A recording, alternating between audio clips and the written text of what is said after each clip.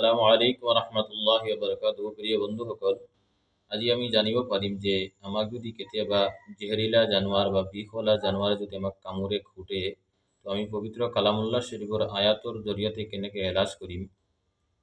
আল্লাহ তাআলাৰ পবিত্ৰ কালামুল্লাহ শৰীফত এটা সূৰা আছে, সূৰাতুশ শুআৰা।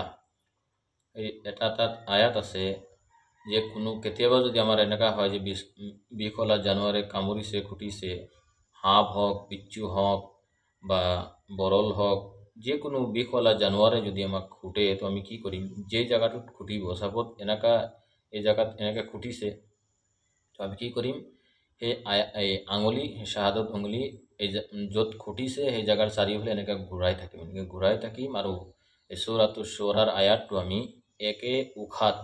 এক উশাত আমি 7 বাৰ পঢ়িম।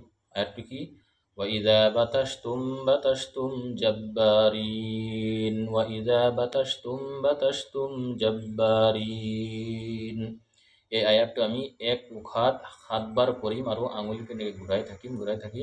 যে জায়গাত খুটিব তাৰ চাৰিওফালে এনেকৈ আঙুলি ঘূৰাই থাকিম আৰু এই আয়াতটো وَإِذَا بَطَشْتُمْ بَطَشْتُمْ جَبَّارِينَ এক উশাত 7 বাৰ পঢ়িম। পঢ়াৰ পিছত সেই জায়গাত আমি কি কৰিম, ফুকিম, দম কৰিম আৰু লাষ্টে এনেকৈ কৰি দিম। তো আল্লাহ তাআলা এই আয়াতৰ বৰকতত যেনেকা বিষওয়ালা জানোয়াৰে আমাক খুটক কামুৰক, আল্লাহ তাআলাই ভাল কৰে দিব।